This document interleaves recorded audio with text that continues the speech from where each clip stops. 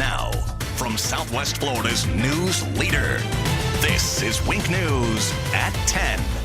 And now on the Wink News Nightbeat, doing what it takes to keep kids safe at the school bus stop. The meeting this week that could bring change to Lee County. A shooting and a crash at the same intersection. Now, some business owners say the violence is having an impact on their bottom line. And severe storms rolled through the south, killing at least 8 people. Why it's going to be a stormy night for millions more. County schools take on an issue on many of your minds tonight: school bus stop safety. This week, you'll get to have your voices heard about the best ways to protect your children. It comes after the death of this 8-year-old girl, Layla Aiken. Investigators say she was hit and killed by a pickup truck as she was waiting for her school bus in Cape Coral 3 weeks ago, and still no arrests. The Nightbeat's Morgan Reiner is live in Cape Coral at one of those dark bus stops. Morgan. Thank you, Morgan. And that meeting happening on Tuesday. Now, the email address where you can send your concerns or suggestions is included in the story on the Wink News app. A successful season this spring break for Fort Myers Beach. The island's Chamber of Commerce says despite issues with red tide last year, they've actually seen an increase in tourism. Hotel rooms and rentals were 95 to 100% full in the last few months. And although the Chamber does not keep official numbers, they say businesses are beginning to make up for lost revenue last summer.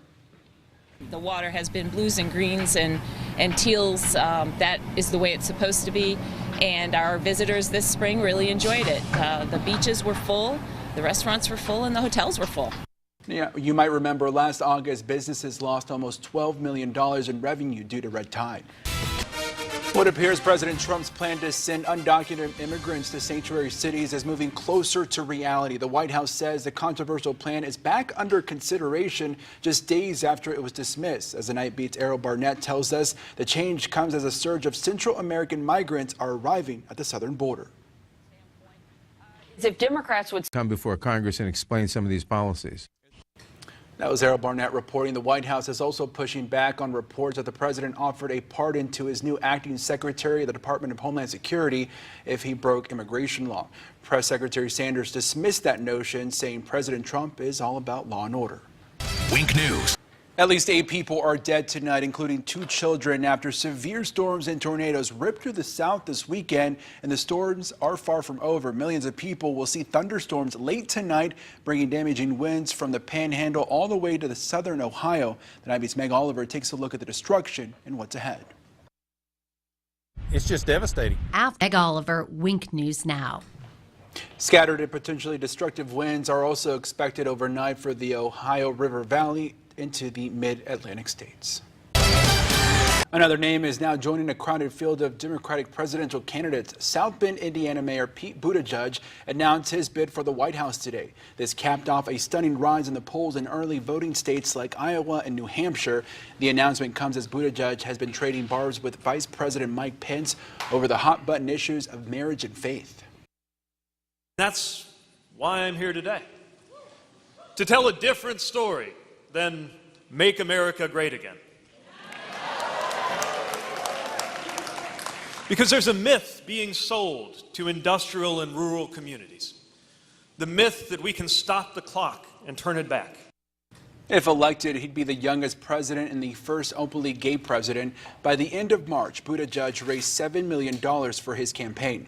And President Trump doing much better than the Democrats when it comes to fundraising for the upcoming 2020 election. So far, his campaign has raised $30 million in the past 3 months. The Trump campaign says nearly 99% of its donations were $200 or less, with an average donation of just $34. His total haul of $30 million is more than the top 2 Democrats combined. Accused of killing 2 women and shooting a 6-year-old girl in Haines City has turned himself in. This man, Ernest Charzard, has been the target of a manhunt. Police say he shot and killed the mother of his 2 children and her aunt. They also say he shot his 6-year-old daughter, who died at the hospital overnight. Police say there is no known motive. On Saturday morning, he took to Facebook to apologize to his daughter. One man convicted of killing a Delray Beach police officer in a drunk driving crash has learned how much time she will spend in jail. Lacey Morris has been sentenced to 10 years in prison. She hit Officer Christine Braswell as she rode a scooter in Key West back in 2017. Once Morris is released from jail, she'll face 2 years of house arrest and a year of probation. Roswell's mother filed a wrongful death lawsuit against Morris last year, seeking damages in excess of $15,000. Investigators are reviewing a horrifying video of an assault on a woman. Dallas police believe the victim is a transgendered person.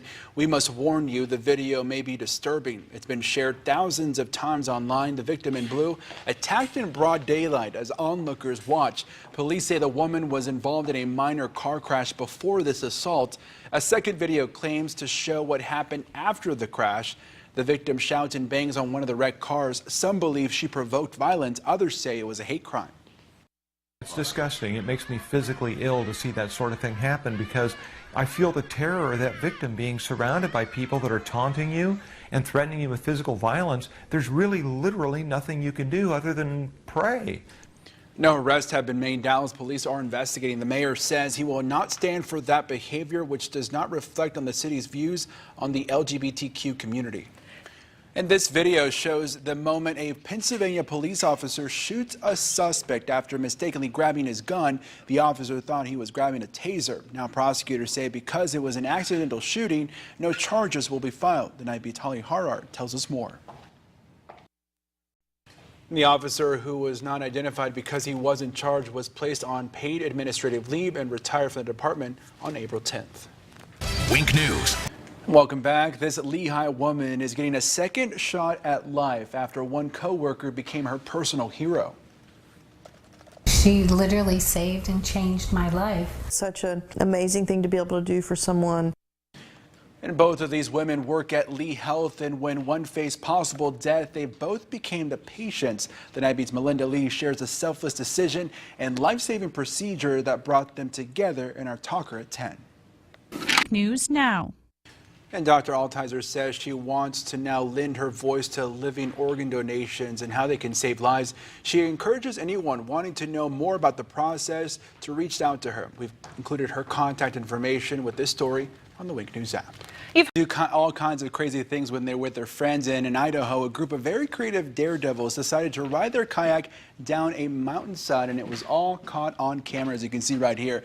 It's not often you see a boat fly, and there's no official distance, but estimates are close to 100 feet. Mason Noyes has been doing this for years. He says he was nervous before the jump.